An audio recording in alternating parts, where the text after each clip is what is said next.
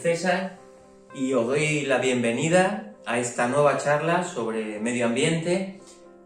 Antes de nada, agradeceros vuestra atención y esperamos que este préstamo que nos hacéis pues os lo devolvamos con suficientes intereses al final de esta charla llena de chismes como siempre.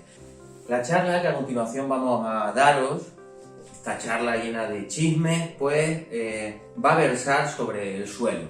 Además debemos agradecer al departamento, al área de edafología de la Universidad de Granada, el que nos haya prestado algunos de los materiales que hoy vamos a utilizar. Bueno, sabéis que nuestro planeta se llama la Tierra, se llama el planeta azul, pero hoy lo vamos a llamar el planeta cebolla. ¿Por qué el planeta cebolla? Porque la Tierra, igual que una cebolla, está está formada por una serie de capas concéntricas que al mismo tiempo interaccionan entre ellas. Por lo tanto, nuestra Tierra cebolla, algo útil, algo que usamos prácticamente en todas las comidas, algo importante, pero al tiempo algo que si lo utilizamos inadecuadamente nos puede hacer llorar. Cebolla, capas, ¿por qué? Pues porque la Tierra, como os decíamos, está formada por una serie de capas concéntricas. Algunas son más famosas, hablamos más de ellas, y otras pues realmente las ignoramos en parte. En esta charla vamos a intentar que eso no ocurra. En esas capas, pues bueno, pues por un lado encontraríamos pues lo que sería nuestra atmósfera, ¿verdad? La capa más externa, unos 10.000 kilómetros, aunque realmente prácticamente todo ocurre en la troposfera, que son los 12 primeros kilómetros. Sabéis que de la atmósfera hablamos mucho, pues todo el calentamiento global, el efecto invernadero, la destrucción de la capa de ozono, etc., ¿verdad? Otra de las capas que tenemos en la Tierra, pues es la hidrosfera. De la hidrosfera también nos han contado muchas cosas. Cubre 3/4 partes de la superficie de la Tierra y está formada por esa molécula imprescindible para la vida, el agua. Pero de una de las capas que menos nos hablan es de la litosfera. La litosfera, bueno, litosfera significa esfera de piedra. Sería esta capa rígida que está cubriendo la Tierra, que está formada por la corteza terrestre y la parte superior del manto y que está flotando por otra zona del manto un poco más plástica, pues sobre esta litosfera, sobre esta esfera de piedra es en lo que vamos a centrar la charla. Aunque realmente no es eso exacto. La litosfera la estudiarían los geólogos y nosotros vamos a estudiar realmente lo que estudian los edafólogos, la edafología, la ciencia del suelo, porque nosotros nos vamos a centrar, si la litosfera puede oscilar entre los 50 y los 100 metros, nosotros nos vamos a centrar solamente en el metro, 2 metros más superficiales de la corteza terrestre, en esa parte activa, viva, activa biológicamente. Nos vamos a centrar en el suelo, en lo que realmente estudian los edafólogos. El suelo. Mirad el suelo, esto que estáis aquí viendo, este suelo bien estructurado, realmente, por lo tanto, hemos dicho que es la capa más superficial de la corteza terrestre, 1 metro, 1,5 metros, biológicamente activo y que soporta pues toda la vegetación, multitud de organismos que viven dentro del suelo edáfico o que viven en su entorno y en definitiva sustenta todos los ecosistemas. Un suelo bien estructurado. Su importancia es vital desde todos los puntos de vista. Sin embargo, se habla bastante poco de él. Es como la cenicienta del medio ambiente, el patito feo. Y el suelo fértil es importantísimo y al mismo tiempo es un recurso no renovable, como luego os comentaré, y relativamente escaso. Mirad, un amigo edafólogo me enseñó una manera de contar, de hacer visible la escasez del suelo y realmente en contraste con su vital importancia. El suelo os he dicho que podría ser la piel de la manzana tierra. Antes era una cebolla, ahora la hemos convertido en una manzana. Pues esta piel sería el suelo. Pero ¿cuánto suelo fértil podemos encontrar en nuestra tierra manzana? Bueno, para empezar sabéis que tenemos que quitar 3/4 partes, porque 3/4 partes están cubiertas por lo que es la hidrosfera, por los océanos, los mares. Por lo tanto, aquí será imposible encontrar suelo fértil. Nos quedamos con 1/4 parte de la manzana. De esta 1/4 parte solamente puede haber suelo fértil en el 30%, porque el resto estaría formado por los lagos, los grandes desiertos, las zonas de alta montaña, los casquetes polares, donde es imposible que haya suelo fértil. Por lo tanto, debemos quedarnos con un 30%. De este 30%, donde podemos encontrar suelo fértil potencialmente, desgraciadamente en la actualidad tenemos que quitar el 70%, porque el 70% son suelos absolutamente deteriorados. Suelo perdido, suelo fértil perdido. Por lo tanto, el único suelo que tendríamos sería un trocito que sería un 30% de lo que teníamos anteriormente. Pero el suelo fértil realmente no sería este trozo de la manzana, sería solo la piel, este pedacito de piel. Este pedacito de piel representaría el suelo fértil que tenemos a nuestra disposición, fundamental para sustentar gran parte de los ecosistemas y para sustentar nuestro modo de vida. Daros cuenta, por lo tanto, que el suelo fértil, representado por este trocito de cáscara de la manzana, es muy escaso, pero al mismo tiempo es vital para el funcionamiento de los ecosistemas. Si nos fijamos exclusivamente en la vida que hay en el suelo, 3/4 partes de la biodiversidad del planeta se encuentran exclusivamente en el suelo. Estaría representada por estas bolas verdes que veis en este cilindro transparente. Si yo cojo 1 gramo de suelo, en solo 1 gramo de suelo puedo encontrar 1000 millones de bacterias, 200 millones de hongos y multitud de otro tipo de microorganismos. En el suelo puedo encontrar el organismo más grande que hay en la Tierra, un hongo del género Armillaria que ocupa 9 kilómetros cuadrados, que pesa más de 100 toneladas, totalmente conectado entre él y conectando otros elementos del ecosistema donde vive este gigantesco organismo que está aquí en el suelo. Un último símil: una taza de suelo contiene tantos microorganismos como personas, como humanos viven en la Tierra, ¿de acuerdo? Es decir, el número de microorganismos que hay en una taza de suelo equivale a toda la población de personas que hay sobre la Tierra. Fijaros lo importante del elemento del cual vamos a hablar hoy. Y como hablamos de manzanas, preguntaros, ¿de dónde salen los alimentos? Pues esa pregunta también nos lleva hasta el suelo. Pero esto mejor que aquí os lo voy a contar en otro lado. Acompañadme. Bueno, pues aquí estamos en una huerta ecológica de la Vega de Granada, el mejor sitio para hablaros de la importancia del suelo en relación con los alimentos que llevamos a nuestros platos diariamente. Los suelos son fundamentales por muchísimas razones, pero una de ellas es que aportan el 95% de las cosas que nosotros nos comemos, el 95% de lo que nosotros llevamos a nuestro plato. Es decir, de un plato cualquiera, estamos diciendo que toda esta cantidad, excepto este pequeño pedacito de aquí, el resto viene de los productos que nos ofrece un suelo. Por lo tanto, los suelos debemos cuidarlos y la agricultura en ese sentido tiene una gran responsabilidad. Suelos sanos, suelos respetuosos con el entorno, donde se utilicen abonos orgánicos, donde no se utilicen pesticidas químicos, pues conseguiremos preservar este recurso limitado que tenemos el suelo para que nos proporcione pues todos los alimentos que necesitamos.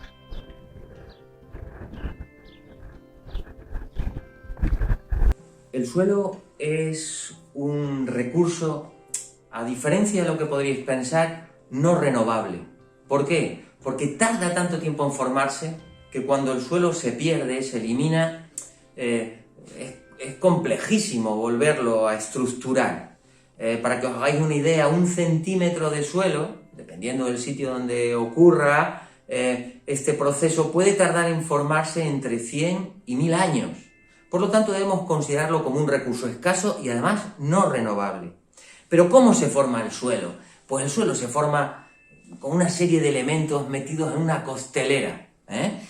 Por un lado, en un suelo, como el que podéis ver aquí, en un suelo hay 2 elementos fundamentales. Hay una serie de elementos orgánicos, ya sean vivos o no vivos, ¿de acuerdo? Y una serie de elementos inorgánicos.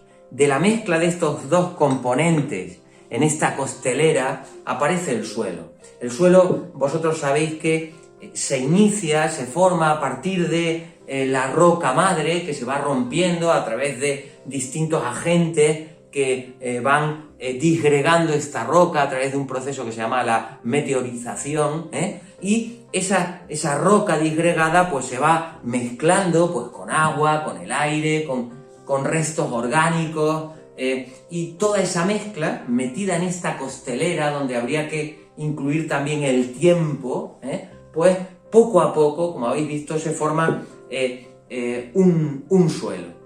Ese suelo, además, cuando un edafólogo lo estudia y extrae pues un monolito del suelo, en la Universidad de Granada hay un museo donde podemos encontrar distintos cortes de suelo, pues vemos que los suelos se estructuran en una serie de capas que conforman un perfil. Cada una de esas capas se llaman los horizontes. Y si uno viaja en profundidad en el suelo, también va viajando un poco en el tiempo. A medida que vas profundizando, te vas yendo hacia el pasado, hacia el pasado de la historia de la formación de este perfil del suelo que estás mirando.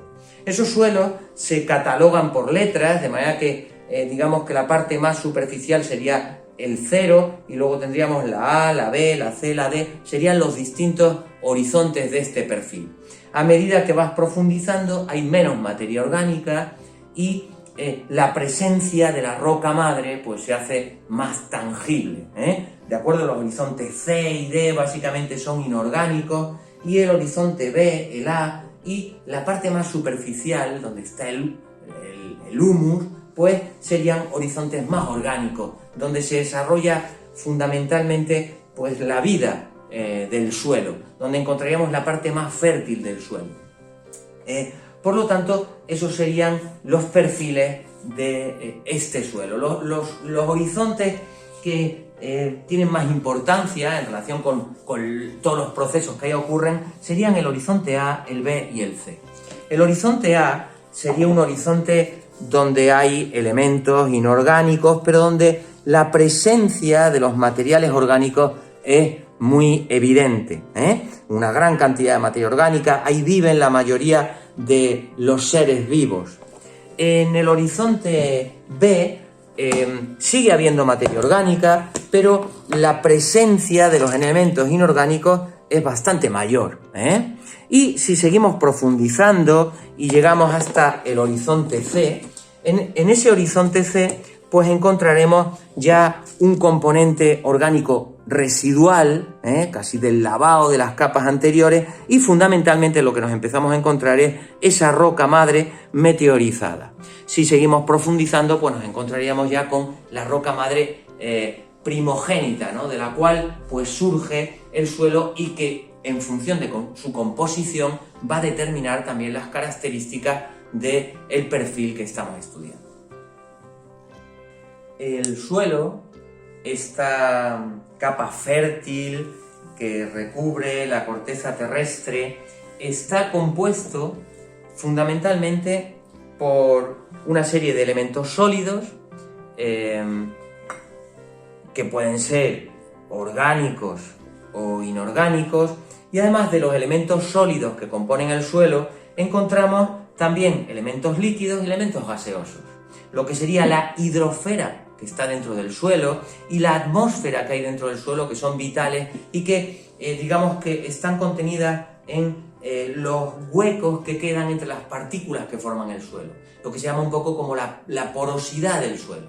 Un suelo bien estructurado es un suelo que podría tener el símil de una esponja, un suelo donde hay huecos y en esos huecos, que es la porosidad de este suelo, el porcentaje de porosidad, en esos huecos se encontraría el aire y el agua que contiene el suelo y que en definitiva va a hacer que esto funcione como un sistema biológico. ¿De acuerdo? Por lo tanto, el suelo es un elemento que, como veis, con el tiempo está correctamente estructurado, con una serie de elementos en interacción, sólidos, líquidos, gaseosos, vivos, bióticos, abióticos, y todo ahí en interacción, haciendo que eso funcione correctamente.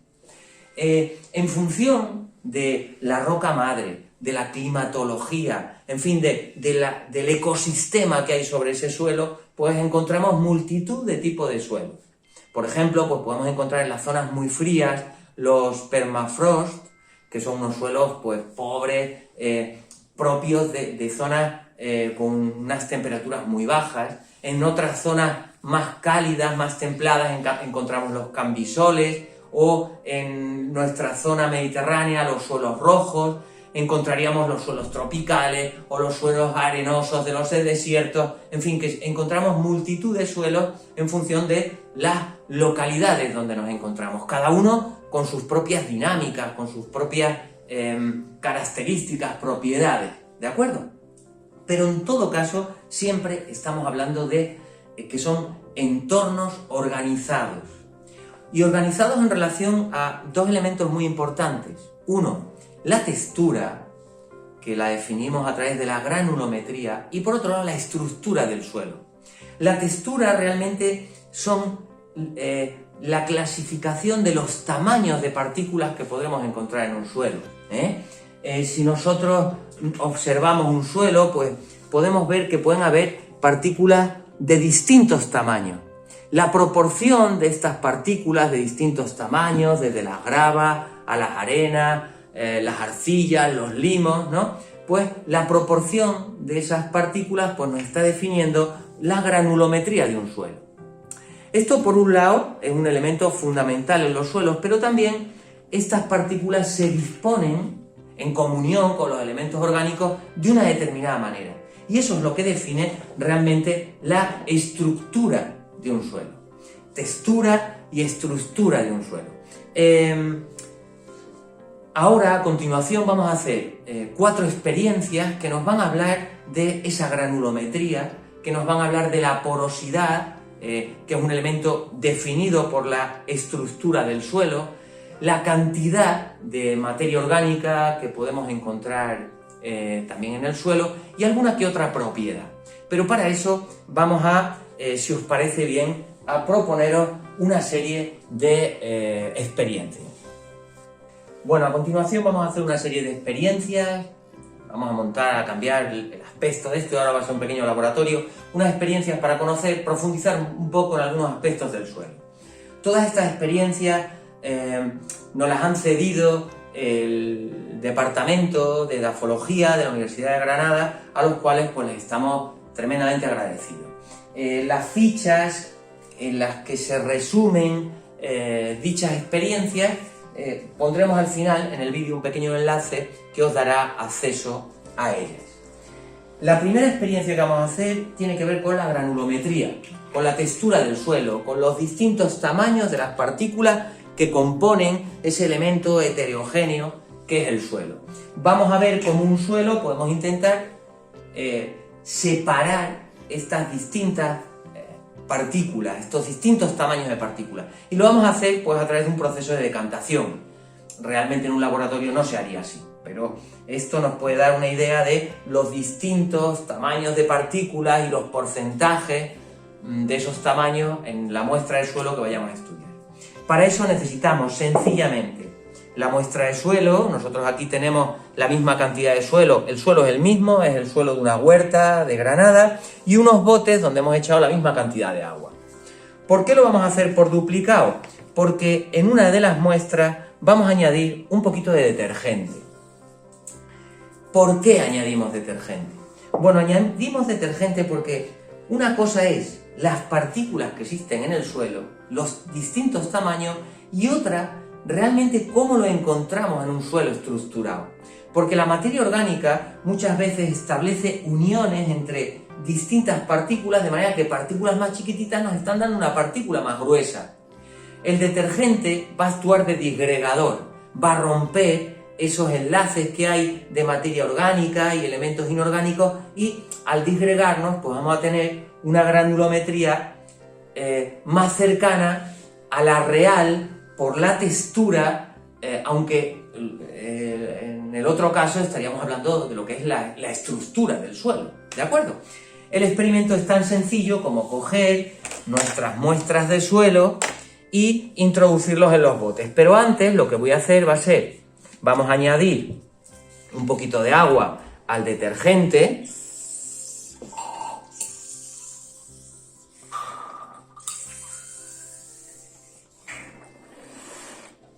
Lo agitamos para disolverlo y este detergente lo añadiremos en uno de los botes.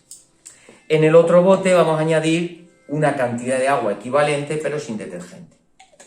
Y ahora sencillamente lo que hacemos es introducimos la muestra de suelo, que como os he dicho es un suelo de una huerta, por lo tanto que va a ser el que vamos a utilizar en la mayoría de las experiencias. Es un suelo que, como veréis luego, va a estar fundamentalmente formado por arcillas y por limos, tiene pocas arenas, pocas gravas, porque es un suelo pues bastante rico, bastante fértil. Posteriormente, ¿qué es lo que tenemos que hacer? Pues tendríamos que agitar durante un tiempo, ¿de acuerdo? Sobre todo en el caso en el que hemos hecho el detergente, pues hace falta que la disgregación ocurra. Entonces deberíamos estar agitando pues durante 5 minutos aproximadamente, tanto uno como el otro. Cuando estos botes los tengamos ya agitados, lo único que habrá que hacer es dejarlos reposar, dejar que pase el tiempo, de manera que vaya aconteciendo esa decantación. Hemos hecho esta experiencia hace un ratito para que podáis observar el resultado y podéis ver que sin detergente pues ya se ha producido la decantación y, como veis, fundamentalmente lo que encontramos son arcillas y algunos limos. Y en la parte superficial, flotando, pues encontramos materia orgánica. Lo suyo sería ahora intentar medir estas capas pues con una regla cualquiera, esto sería sin detergente, y con detergente pues lo que obtenemos es lo que veis a este otro lado, Veis que el material está más turbio porque todavía hay partículas en suspensión, más pequeñas, fruto de esa disgregación que ha acontecido por el detergente. Esta es una de las maneras que tenemos, lo podemos hacer con distintas muestras de suelo, y sería un proceso para ver la granulometría y luego para ver la importancia mayor o menor que tiene la materia orgánica como agregadora de partículas. La siguiente experiencia, lo que vamos a trabajar un poco va a ser la estructura del suelo. Vamos a acercarnos un poco al concepto de porosidad, un elemento muy importante porque alberga esa atmósfera y esa hidrosfera que podemos encontrar dentro del suelo y que por lo tanto le va a permitir que funcione como una entidad viva. Cuando uno va al suelo, al campo, a estudiar el suelo, a buscar algunas muestras, pues suele utilizar anillos como este. Estos anillos se pinchan en el suelo, una vez que se pinchan en el suelo, se tapan por abajo y por arriba, de manera que te llevas aquí la muestra del suelo. Además, como has introducido ese anillo del suelo, lo has tapado arriba y abajo, mantiene la estructura, no has modificado la estructura de esos centímetros de suelo, de esos 4 centímetros de suelo que te estás llevando superficial. ¿Qué podemos hacer con esta muestra cuando llegamos al laboratorio? Bueno, pues la podemos secar, y al secarla, aquí tendríamos, por ejemplo, ya ese suelo le hemos quitado todo el agua, lo hemos secado y al secarlo, bueno, por diferencia de peso, por ejemplo, pues podemos saber qué cantidad de agua tenía retenida ese suelo en ese determinado momento. Pero nosotros lo que queremos aquí saber es, este suelo, ¿qué porosidad tiene? ¿Qué porcentaje de huequitos hay dentro de este suelo? Para poder hacer eso, vamos a calcular una serie de parámetros que nos van a llevar al porcentaje de porosidad. ¿Cómo calculamos eso? Bueno, pues por un lado, lo primero que tendríamos que hacer es pesaríamos lo que es el anillo metálico con la base, lo pesaríamos en nuestra báscula y luego pesaríamos eso mismo, pero con el suelo, de manera que la diferencia entre ambas cifras pues me va a eliminar el peso de todo lo que no es el suelo y así puedo obtener por diferencia del peso de los elementos sin suelo y de los elementos con el suelo seco, ya sé el peso de suelo con el que estoy trabajando. Por otro lado, como nosotros nos vamos a acercar a lo que es una densidad, necesito conocer el volumen del cilindro que estoy utilizando para el muestreo. Sabéis que el volumen de un cilindro es pi por r al cuadrado por la altura del cilindro. Este cilindro tiene 8 centímetros de diámetro y 4 centímetros de altura. Por lo tanto, echamos mano de una pizarra clásica y veréis que por un lado hemos calculado el volumen de nuestro anillo, pi por r cuadrado por la altura, en nuestro caso serían 200 centímetros cúbicos. Por otro lado hemos pesado el suelo hemos pesado todo este elemento sin el suelo y por otro lado lo hemos pesado con el suelo. La diferencia entre ambas cifras nos daría el peso del suelo con el que estamos trabajando. En este caso serían 269,8 gramos. Lo primero que vamos a hacer va a ser la densidad aparente. La densidad aparente con la que estamos trabajando sería el resultado de dividir el peso del suelo entre el volumen del cilindro. Entonces dividiríamos los 268,8 entre los 200 centímetros cúbicos y me daría esa densidad aparente que sería 1,34, evidentemente gramos, dividido entre centímetros cúbicos. Ya tengo mi densidad aparente, pero yo quiero saber llegar al concepto de porosidad. Para llegar al concepto de porosidad tengo que manejar otro concepto que es la densidad real. La densidad real sería la densidad estimada de los minerales del suelo, como eliminando todo tipo de porosidad. Esa densidad real se estima en 2,6 gramos por centímetro cúbico. Para obtener el porcentaje de porosidad, que es lo que realmente yo estoy buscando en mi muestra, tendría que aplicar esta fórmula. La densidad real, que es la que tengo estimada como 2,6 gramos por centímetro cúbico, al que le restaría la densidad aparente de mi muestra y la dividiría por la densidad real y para dar un porcentaje lo multiplicaría por 100. En mi muestra, lo que nos ha salido en el laboratorio es que mi muestra tiene un 48% de porosidad. Es decir, que la muestra que yo tengo aquí, en esta muestra que yo tengo aquí, el 48% de lo que estáis viendo son huecos. Aparentemente nos parecería menos, pero el 48% son huecos. Eso nos está definiendo una estructura con una porosidad suficiente para albergar el agua y el aire necesaria para que un suelo esté vivo. Esta es una experiencia que nos permite, por lo tanto, acercarnos al concepto de porcentaje de porosidad de un suelo. En la siguiente experiencia vamos a acercarnos a dos conceptos que tienen que ver con el agua contenida en un suelo.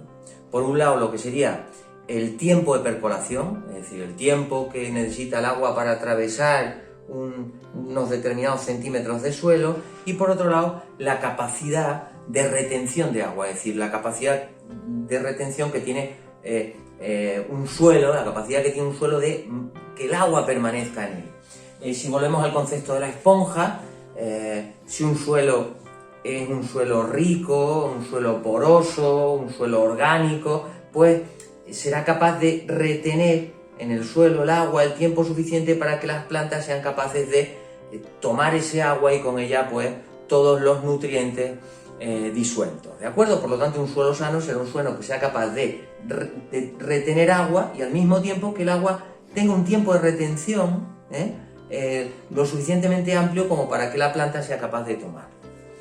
Para este experimento, pues un experimento muy sencillo. Vamos a montar un par de columnas de suelo en las que vamos a echar el agua y vamos a ver el tiempo de percolación y la cantidad de agua que va a retener ese suelo. Para eso utilizaremos los suelos evidentemente secos y para montar estas columnas lo que vamos a hacer es en estos tubos que veis que tienen una salida por la parte inferior, le hemos colocado un trocito de lana de vidrio para que la lana de vidrio es este material que veis aquí, para que no se nos atoren la salida de estos utensilios de vidrio, ¿de acuerdo? Estos tubos abiertos por abajo. Le colocamos la bolita de lana de vidrio, luego introducimos el mismo peso de suelo. Vamos a usar dos suelos, por un lado el que venimos utilizando en los experimentos anteriores, un suelo de huerta bien estructurado con su materia orgánica, y un suelo pobre, que tiene gravas, arenas, ¿de acuerdo? Y muy poca materia orgánica, ¿de acuerdo? Introducimos esa cantidad de suelo, montamos las columnas en un lado y montamos la columna, ese era el suelo de huerta, y este es el suelo arenoso, pobre, prácticamente sin materia orgánica. Y vamos a introducir la misma cantidad de agua en uno y en otro. En cuanto yo echara el agua en la columna, tendría que empezar a calcular el tiempo que el agua va a precisar para atravesar esos centímetros de suelo. La echamos primero, por ejemplo, en el suelo de huerta.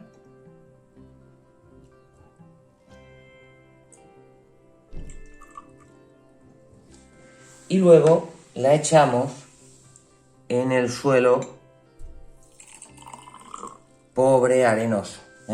Y vamos viendo pues cómo es la percolación en un caso, que veis que en el caso de este suelo tan arenoso, con esta gran cantidad de grava, pues realmente la percolación se ha producido en un instante.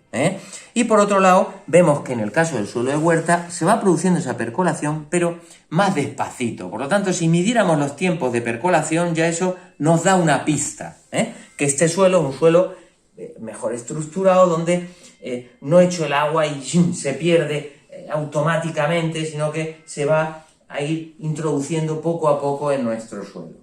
Si a esto le diéramos un tiempo, al cabo del tiempo pues observaríamos que ha habido una cantidad de agua que ha empapado el suelo y ha habido otra cantidad de agua que ha caído, digamos, este agua va a recargar los acuíferos, mientras que el agua que nos ha quedado en la columna, pues sería el agua retenida en el suelo.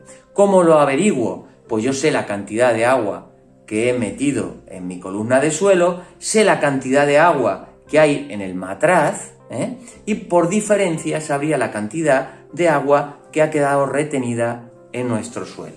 Esta experiencia sencilla pues nos permite analizar, por lo tanto, ese efecto esponja que pueda tener un suelo más degradado o un suelo mejor estructurado. En la siguiente experiencia vamos a aproximarnos al concepto de materia orgánica de un suelo. Os hemos comentado que la materia orgánica favorece tanto la fertilidad como la estructura del suelo para que tenga porosidad y retenga agua, retenga aire, etc. Y aquí puede haber una vida compleja dentro de nuestro suelo. Y por lo tanto vamos a ver un poco pues, qué diferencia hay en el suelo que analicemos entre su componente orgánico e inorgánico. Para ello vamos a aprovechar una característica de la materia orgánica, y es que tiene un catalizador que lo que va a hacer es romper, favorecer, acelerar la hidrólisis del peróxido de hidrógeno, del agua oxigenada, la va a romper en agua, en H2O, y en oxígeno que se libera y burbujea, ¿de acuerdo? Por lo tanto, si pongo la materia orgánica en contacto con el agua oxigenada, cuantas más burbujitas salgan, querrá decir que hay más materia orgánica que está favoreciendo esa hidrólisis, esa ruptura del H2O2 en H2O y oxígeno que burbujea. Vamos a montar dos pequeñas columnas de suelo. Veis que aquí, por ejemplo, he echado yo ya el primero, que es el suelo de nuestra huerta, y he echado una cantidad de suelo hasta la marca que hemos hecho con un rotulador indeleble. Eso mismo vamos a hacer con otro suelo, que va a ser un suelo, mientras que el suelo de huerta era un suelo rico, vamos a utilizar un suelo un poco más degradado, ¿de acuerdo? Para intentar ver así mejor las diferencias. Entonces, para eso, pues cogemos y el anterior lo teníamos ya montado, montamos esta columna de suelo hasta nuestra marca, que aproximadamente un poquito más tenemos que echar, un pelín más, y tendríamos nuestro suelo ya montado, ¿de acuerdo? Por lo tanto, tanto en un caso como en otro, hemos colocado nuestras dos columnas de suelo. ¿Qué es lo que vamos a hacer ahora? Pues vamos a echarle una cantidad, la misma en ambos tubos, de peróxido de hidrógeno, ¿de acuerdo? De agua oxigenada. Estos nos van a servir un poquito de soportes. Y lo que haremos, tenemos aquí nuestra agua oxigenada, vamos a echar agua oxigenada en ambas columnas.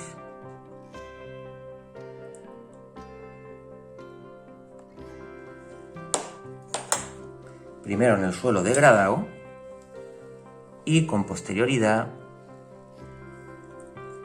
en nuestro suelo de huerta. Y lo que vamos a hacer ahora va a ser remover un poquito para que el agua oxigenada interactúe con todo el suelo. Movemos un poco y movemos un poco.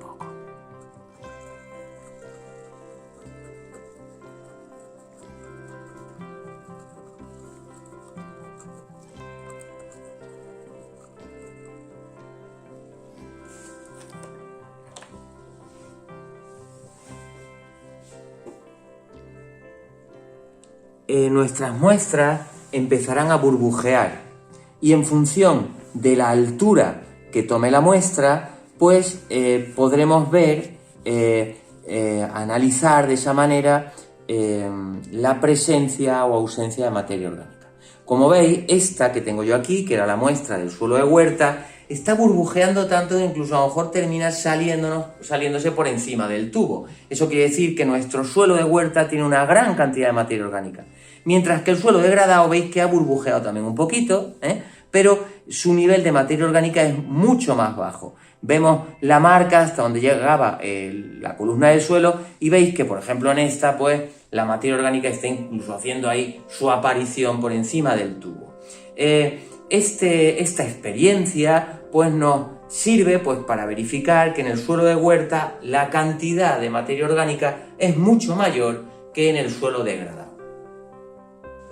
La fertilidad de un suelo, que en definitiva es la capacidad de aportar nutrientes a las plantas que están sustentando y de proporcionarle al mismo tiempo una estructura adecuada que retenga agua suficiente, que haya una atmósfera para que ahí los procesos puedan funcionar y la vida pueda funcionar. La fertilidad de un suelo, por lo tanto, está definida por los componentes orgánicos que tiene, ya sean bióticos o abióticos, y por otro lado, por los componentes inorgánicos, frutos de esa meteorización de la roca madre y que aportará pues los nutrientes, los macro, los micronutrientes del suelo para que realmente pueda funcionar como un suelo fértil, ¿de acuerdo? Todo en conjunción con su atmósfera y con su agua. En el suelo ocurren miles de historias, pero para contaros todas esas películas que ocurren ahí, en el interior del suelo, fijémonos en una hoja cualquiera en otoño y vayámonos de viaje con ella. Pues si seguimos el viaje de las hojas, por ejemplo en una estación otoñal, pues nos daremos cuenta de la cantidad de carbono que va absorbiendo el suelo. Toda esta cantidad de hojarasca se irá incorporando en un suelo y se mezclará con los componentes inorgánicos y conseguiremos que sea un suelo fértil, un suelo vivo. En un suelo se producen muchos procesos. Por un lado, pues en el suelo se descomponen gran cantidad de residuos orgánicos y se incorporan a los distintos ciclos. Además, en el suelo transcurren pues todos los ciclos de los nutrientes. Es un reservorio también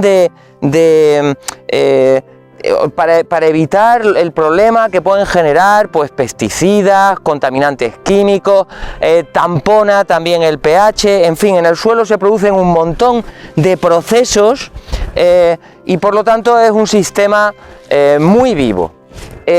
Toda la materia orgánica que me está rodeando poco a poco se irá descomponiendo y se irá incorporando. La materia orgánica es una molécula muy compleja, que además muy lábil, se descompone con facilidad y además la ruptura de la materia orgánica es un proceso exotérmico.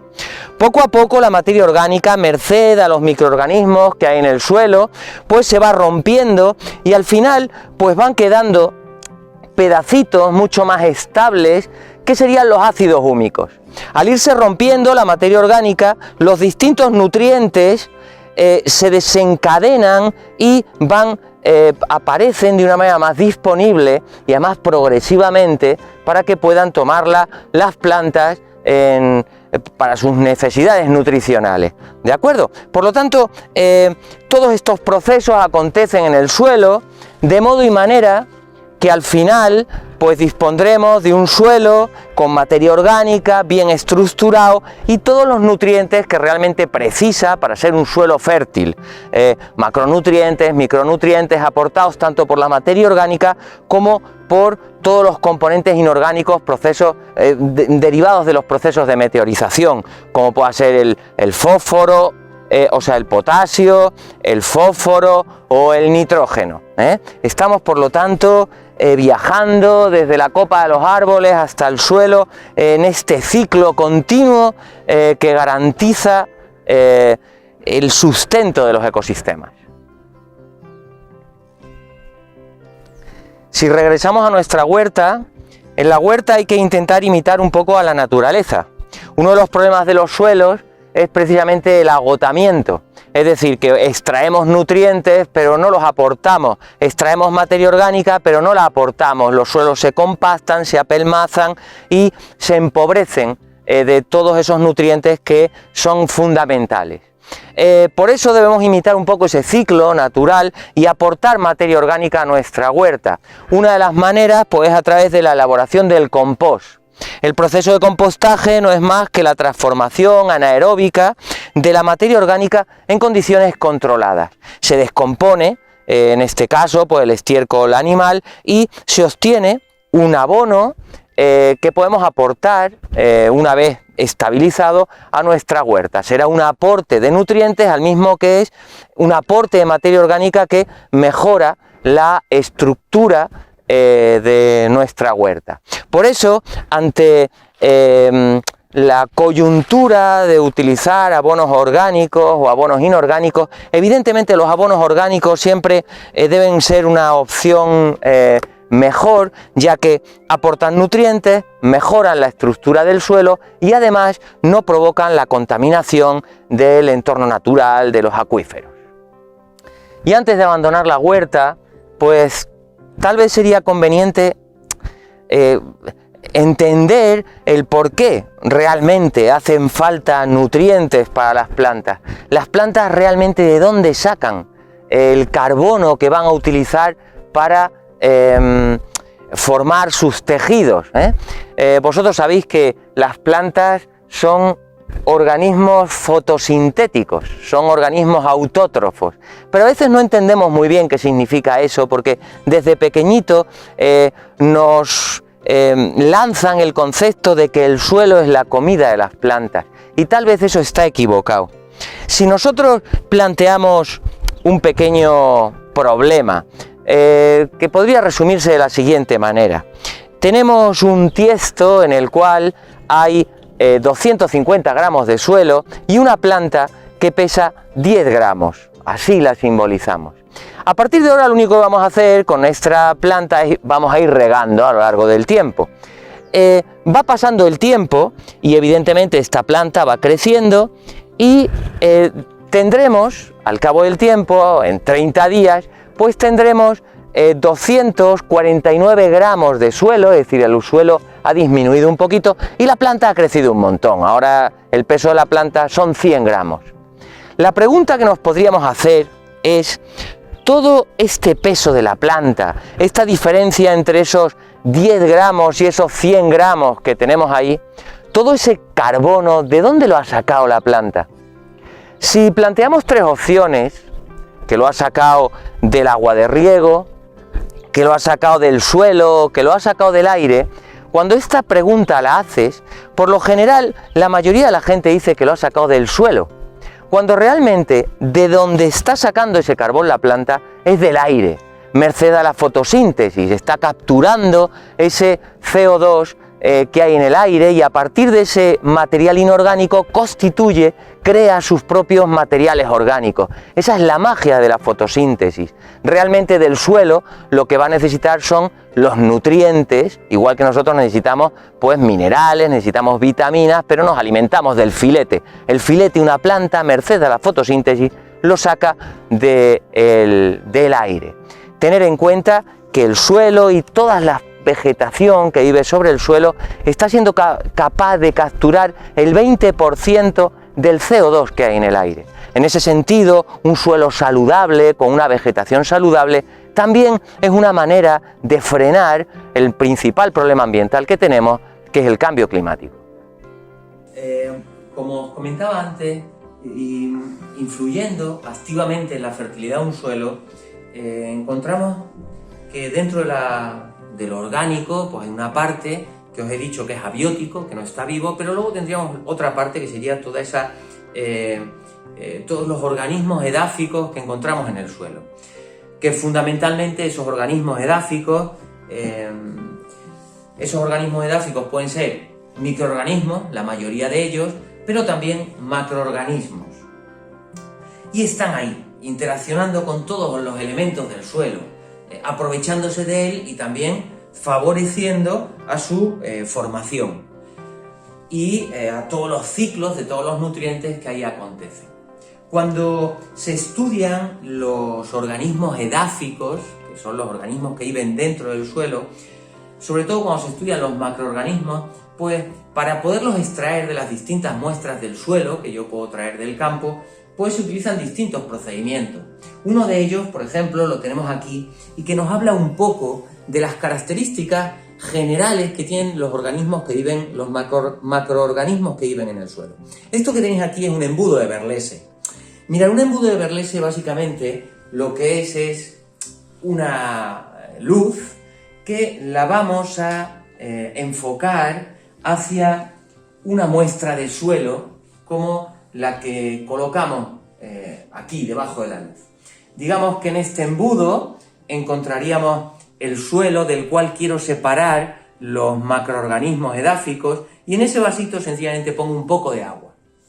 Al colocar la muestra bajo la bombilla, los organismos edáficos que viven en el interior del suelo y por lo tanto en ausencia de luz, huyen aquí de dos factores. Por un lado tienen un fototropismo negativo, es decir, huyen de la luz, por lo tanto van a ir hacia la zona más profunda del embudo, y por otro lado necesitan humedad, fundamental para este tipo de organismos. Por lo tanto van a ir buscando las capas más bajas y más húmedas. A medida que la luz la tengo encendida, por un lado está emitiendo luz y por otro lado calor, y los organismos irán bajando por el embudo hasta caer en el agua. ¿Qué es lo que hacemos posteriormente? Pues posteriormente lo que hacemos es estudiar con detenimiento los organismos que hayan caído en el vasito de agua. Esto se hace con multitud de muestras, como en el Berlese que tengo yo a este otro lado, y estas muestras pues se dejan un tiempo en el embudo hasta que los organismos caen abajo y luego los estudiamos y podemos ver pues los distintos macroorganismos que hay en distintas muestras de suelo.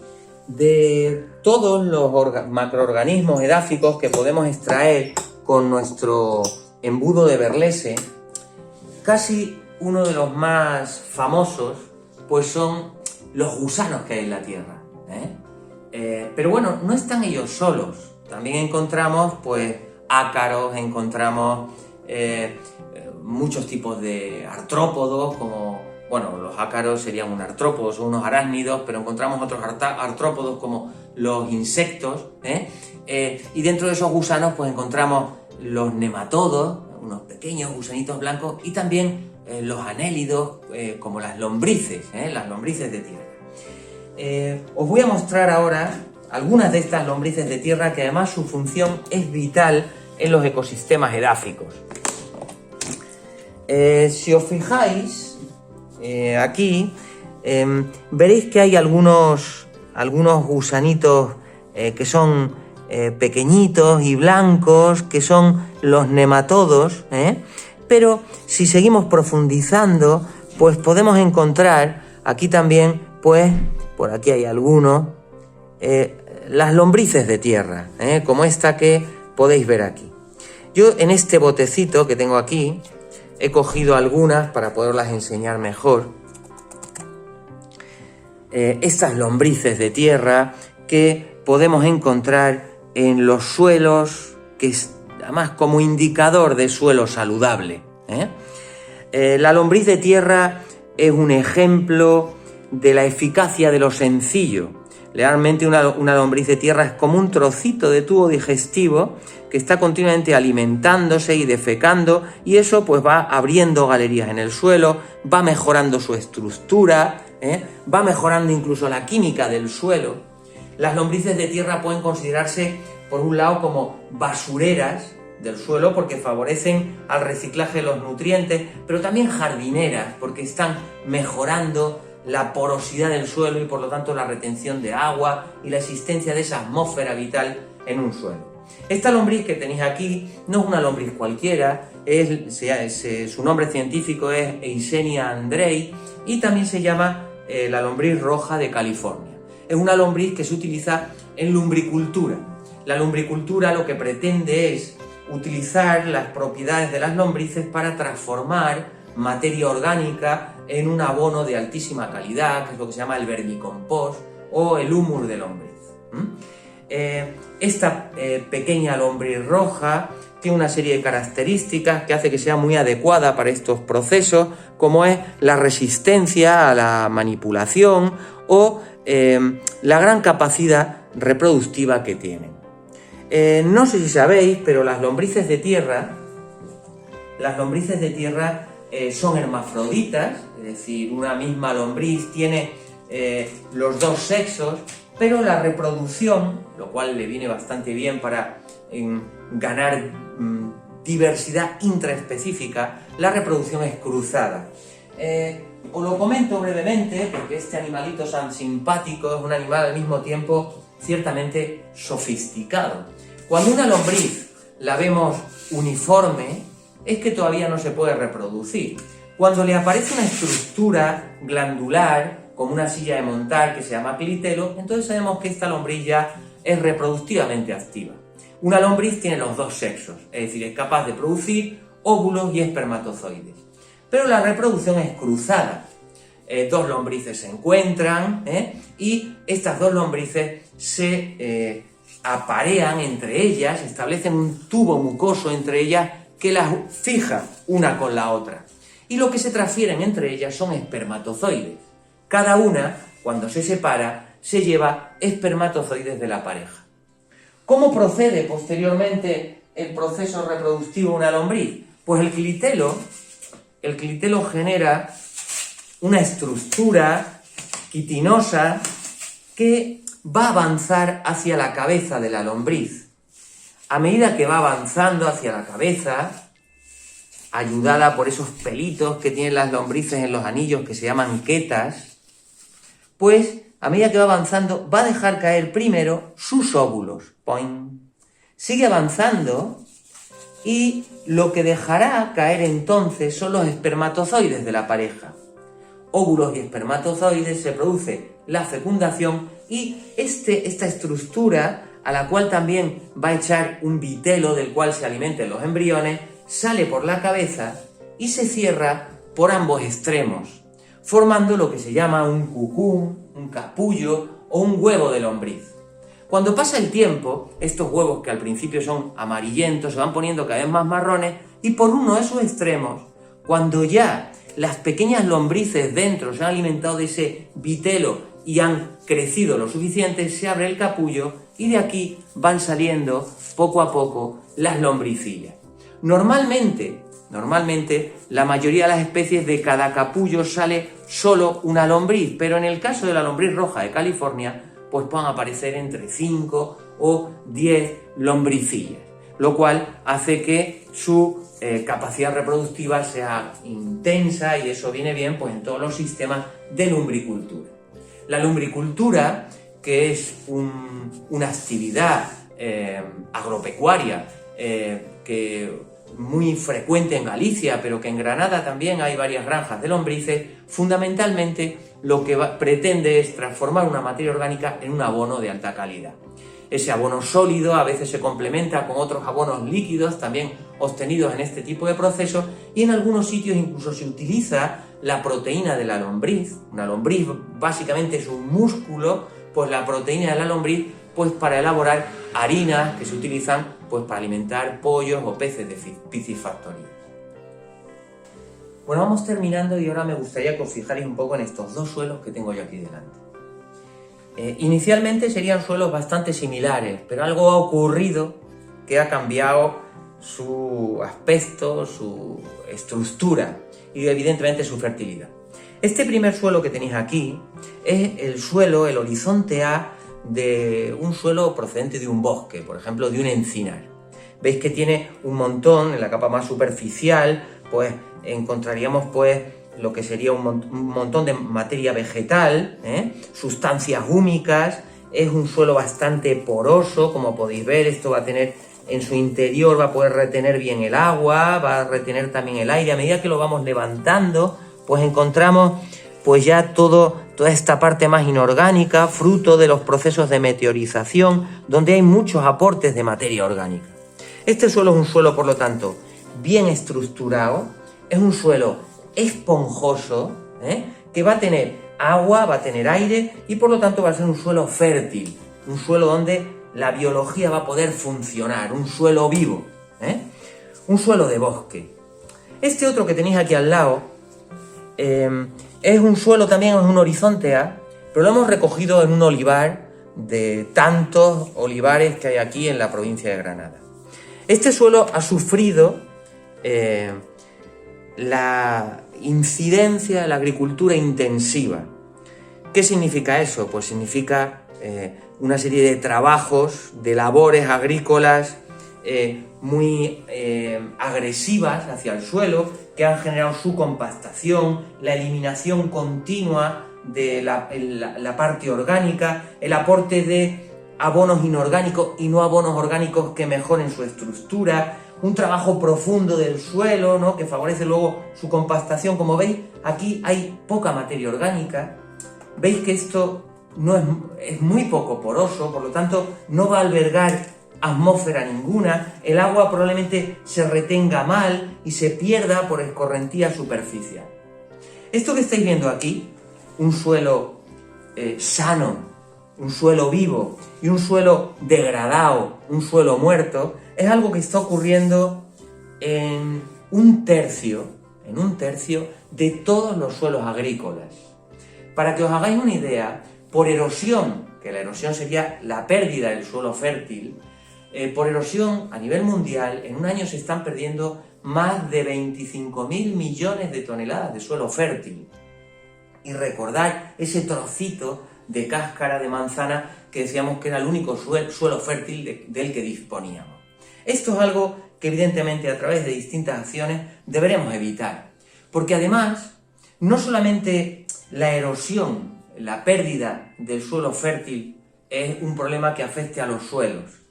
Además de la erosión, tenemos que añadir toda otra serie de problemas, como por ejemplo el agotamiento de los nutrientes. Si sacamos nutrientes del suelo con una agricultura intensiva y no aportamos nutrientes, pues los suelos terminan agotándose. La acidificación, por distintos procesos industriales, pues el suelo puede ir cambiando su pH y haciéndose un pH cada vez más ácido y por lo tanto que se impidan los procesos biológicos que ahí acontecen. La compactación, que la hemos podido ver con mucha claridad en el suelo del olivar. Vemos que este suelo, de todos estos trabajos agresivos, pues está muy compacto y por lo tanto se pierde esa porosidad que permite que ahí exista una hidrosfera y una atmósfera que le dé vida al suelo. La salinización, que ocurre también cuando por diversas causas, sobre todo en suelos que están cerca de zonas marinas, pues se produce intrusión marina y se produce una salinización de los suelos. Y la contaminación química por múltiples procesos, que a veces esta contaminación química está tamponada por un suelo vivo, pero cuando el suelo está degradado realmente no tiene recursos como para poder tamponar este tipo de contaminación. Por lo tanto, como veis, el suelo es un bien escaso, sometido a muchas agresiones y hay que hacer lo posible para conservar suelos vivos, porque de eso depende la supervivencia de los ecosistemas y por lo tanto la supervivencia de nuestra especie. Bueno, vamos a terminar haciendo un par de experiencias donde se evidencia de una manera clara dos aspectos importantes de esto último que hemos hablado. Por un lado, la erosión de los suelos y por otro lado, la capacidad que tiene un suelo saludable de tamponar, de combatir una agresión química, por ejemplo, una lluvia ácida, y conseguir pues regular esa acidificación y que funcione como un filtro, de manera que cuando esa lluvia ácida llega al suelo, cuando luego pueda llegar al acuífero, realmente hayamos tamponado su pH y el pH se haya convertido en un pH un poquito más neutro. Bueno, en la siguiente experiencia vamos a hablar de una capacidad, la capacidad que tienen los suelos de protegernos de agresiones externas. Es como nuestra piel que nos está protegiendo de las agresiones del entorno. Un suelo saludable y bien estructurado es capaz de tamponar agresiones tanto físicas como químicas. En este caso nos vamos a centrar en la acidez. Sabéis que la acidez o la alcalinidad o basicidad es una propiedad de la materia y que normalmente digamos que lo correcto es que lo poco agresivo es que las sustancias anden en torno a la neutralidad. En ocasiones sobre el suelo pues puede caer agua que tenga una acidez alta. Es lo que se llama la lluvia ácida. La lluvia ácida ocurre en zonas muy industriales donde la combustión de determinados combustibles pues genera sulfuros de hidrógeno y esos sulfuros de hidrógeno reaccionan en la atmósfera y se produce ácido clorhídrico. Y ese ácido clorhídrico se diluye en las gotitas de agua y cuando caen al suelo esa acidez pues va a provocar un montón de problemas tanto en la vegetación, en la cobertura de la vegetación, como en el propio suelo. ¿Será capaz un suelo bien estructurado de tamponar esa agresión? Pues eso lo vamos a estudiar a través de esta sencilla experiencia. Bueno, por un lado aquí hemos simulado la lluvia ácida con clorhídrico diluido. El clorhídrico pues con agua fuerte un poquito diluida. Si nosotros echamos aquí un poquito de nuestra lluvia ácida y le medimos el pH, sabéis que el pH es la medida de la acidez o de la basicidad. El pH lo podemos medir de muchas maneras. Nosotros vamos a utilizar una tirilla de papel tornasol, un papel indicador que nos va a decir, en función del cambio de color, el pH, la acidez o la basicidad de una determinada sustancia. Mojamos un poquito, nos vamos aquí a los números y observamos el pH normalmente va del 1 al 14, del 1 al 6 son sustancias ácidas, el 7, que generalmente aquí es el verde, sería la neutralidad y por encima del 7 pues sería una sustancia alcalina o básica. Como veis, nuestra lluvia ácida es ácida porque el color ha dado en torno al 1 o el 2, es decir, que tenemos aquí una sustancia bastante ácida que va a caer sobre nuestro suelo. Vamos a montar las columnas del suelo y para eso cogemos un tubo que tiene una salida por la parte inferior, le colocamos un trocito de lana de vidrio para que no se nos atore la columna. En el caso de que no tuviésemos esta lana de vidrio, pues podríamos utilizar también pues, un simple algodón. Una vez que hemos colocado esa lana de vidrio, nos ayudamos con una varilla para colocarla bien en su sitio, echamos el material que queremos comprobar, el suelo que vamos a testar. Por un lado estoy echando este suelo que habéis visto ahí, que es un suelo pues realmente muy empobrecido, es prácticamente grava, nada de materia orgánica, va a tener una percolación probablemente bastante rápida. Y por otro lado vamos a echar un suelo saludable, que esté mejor estructurado. Estos suelos los echamos ahí de manera que tengamos nuestras columnas montadas. Una vez que hemos echado el suelo, lo que vamos a hacer es añadirle nuestra lluvia ácida, simulada con nuestro clorhídrico. Echamos un poquito en el vaso de precipitado y vamos a añadir tanto a un lado como a otro, le añadimos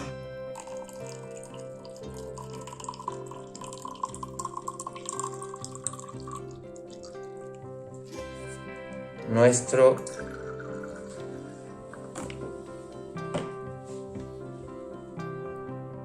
lluvia ácida.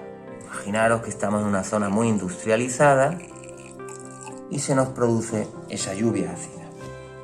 Bueno, como veis, uno de los suelos va a tardar un poquito en percolar, ¿de acuerdo? Nuestra muestra va a tardar un poco en percolar, mientras que en este otro que tiene la grava, pues ha percolado rápidamente. Este suelo, como os podréis imaginar, el tiempo de retención de ese agua ácida ha sido bajísimo y nos ha caído en el matraz.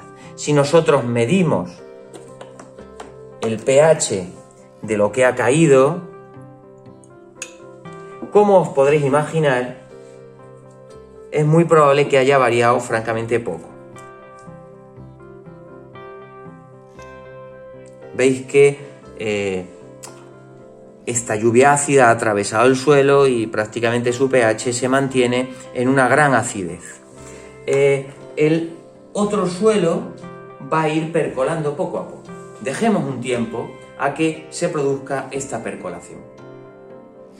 Bueno, como podéis ver, ha tardado un poquito de tiempo en percolar, poquito a poco ha ido percolando toda esa lluvia ácida a través de la columna del suelo hasta caer en nuestro matraz. Ahora vamos a mirar el pH de este percolado. Para eso vamos a coger ahora un papel tornasol. Os recuerdo que la lluvia ácida, pues veis que estaba en torno al 1, que al pasar por esta columna de un suelo muy empobrecido, el pH no se ha modificado. Y si ahora miramos el pH que nos sale, mojamos bien, pues vemos que ahora el color ha variado bastante. En esta ocasión tendríamos nuestro pH en torno al 6, al 7, es decir que el suelo habrá conseguido, esta columna de suelo habrá conseguido modificar el pH de un pH 1 a un pH 6-7 en este poquito tiempo de percolación de esta fracción del suelo. Por lo tanto, vemos que un suelo saludable será siempre capaz de prevenir problemas, es decir, nos está sirviendo para una agresión, que era esa lluvia ácida, conseguir que cuando el agua llegue hasta nuestro acuífero, esa acidez haya sido tamponada por las propias propiedades, por los propios recursos del suelo. En esta experiencia de todos los problemas que puede tener un suelo a la hora de degradarse, pues nos vamos a centrar en la erosión, que es la pérdida de suelo fértil. En muchas ocasiones, pues por el mal uso del suelo, pasamos de tener suelos bien estructurados, con su cubierta vegetal, capaces de retener todos los materiales para que el agua no los arrastre, suelos vivos, suelos bien estructurados. Con malos usos podemos pasar a suelos que no son nada porosos, totalmente compactos, sin cubierta vegetal, que la agresión de la lluvia pues es directa y provoca pues grandes arrastres, pues como ha podido ocurrir en el suelo de este olivar degradado. Para ello vamos a utilizar un experimento bastante sencillo que lo describimos a continuación. En este recipiente y en este encontramos el mismo suelo. ¿Qué diferencia hay? Pues que en este recipiente no hemos puesto ninguna cubierta vegetal, mientras que con esta hojarasca, con estas cortezas, hemos simulado en este suelo pues la cobertura vegetal que está protegiendo a ese suelo precisamente de las escorrentías superficiales. Estos suelos, tanto uno como el otro, el suelo tiene una pequeña pendiente y estos recipientes tienen dos salidas que nos van a servir para determinar dos tipos de pérdidas de agua del suelo.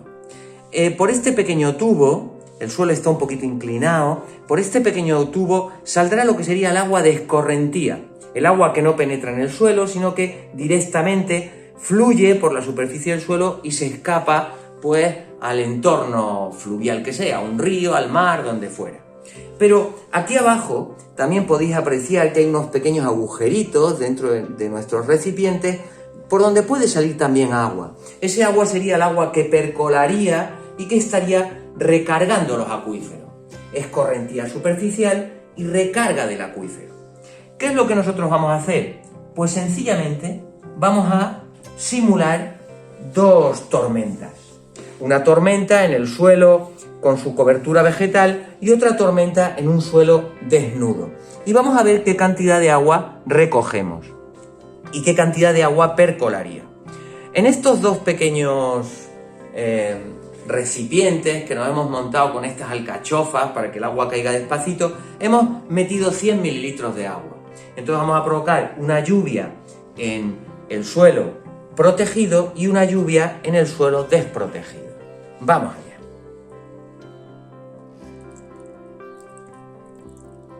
Esto sería esta pequeña tormenta que nos está cayendo en nuestro suelo protegido por la vegetación.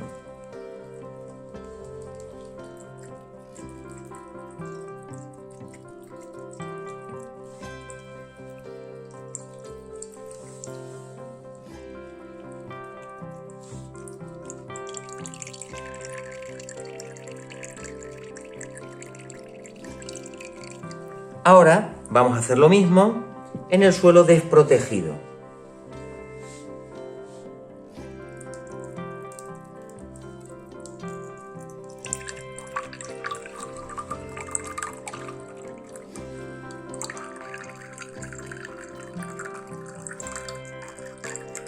En ambos casos hemos echado 100 mililitros de agua sobre las superficies de los suelos. Y vamos a ver un poco qué ha ocurrido. Si nos fijamos primero en el suelo que estaba desprotegido, pues podemos apreciar que de esos 100 mililitros que hemos echado, por este tubito a nuestro vaso de precipitados, pues han caído cerca de 80 mililitros de suelo. Es decir, de los 100, el 80% se nos ha perdido por la escorrentía superficial. Solamente el 20% se nos ha retenido en la superficie o ha percolado levemente. ¿De acuerdo? En el caso del suelo protegido es diferente, porque vemos que de esos 100 que hemos echado, un poquito menos de 20 se ha escapado por escorrentía superficial, el 20% frente al 80%, mientras que ese 80% se nos ha quedado retenido en el suelo o ha percolado. Por otro lado, si miramos el suelo desprotegido, vemos que por abajo no ha caído nada. Es decir, que de ese agua, la mayoría se ha escapado por escorrentía superficial y muy poca ha percolado, y de esa prácticamente nada ha recargado el acuífero. Mientras que si nos fijamos en el suelo protegido, no solamente es que muy poca agua se haya escapado por escorrentía superficial, sino que, como veis, parte del agua está apercolado y está recargando nuestro acuífero. Si nosotros cogiéramos ese agua y la midiéramos, pues sabríamos de esos 100 mililitros qué cantidad se nos ha escapado por escorrentía superficial, ese 20%, menos del 20%, y qué porcentaje de ese 80% que se ha retenido se está escapando recargando el acuífero. Además, veis que si comparamos la turbidez del agua en estos dos vasos de precipitado, vemos que en el caso del suelo desprotegido el agua está mucho más turbia, lo cual nos está indicando que ha provocado muchos arrastres, toda esa turbidez la da el suelo fértil que estamos eliminando por erosión del suelo. Mientras que en ese suelo protegido el agua está mucho más clarita, veis que lo que está coloreada tal vez de las sustancias húmicas que se hayan podido disolver. Si nosotros evaporamos este agua y calculamos qué cantidad de sólidos se nos han arrastrado en esta pequeña superficie, por unidad de superficie, por esa cantidad de agua que ha caído en esa supuesta tormenta, podríamos estar determinando el porcentaje de suelo fértil perdido. Es evidente que con este experimento se observa que los suelos que tienen cobertura vegetal están protegidos de la erosión y os decíamos que el suelo es un recurso no renovable, suelo perdido, suelo que es muy difícil de reponer. Con este experimento queda claro que la erosión es un gran problema en aquellos suelos que se han manejado inadecuadamente. Bueno, pues hemos terminado. Daros las gracias por haber estado prestando vuestra atención a los contenidos que hemos volcado sobre esta mesa, y hoy habéis visto que el auténtico protagonista es eso que todos los días estamos pisando, el suelo. Por lo tanto, pongamos los pies en el suelo y pensemos que es un elemento fundamental para el sustento de los ecosistemas. Muchas gracias y cuidaros mucho.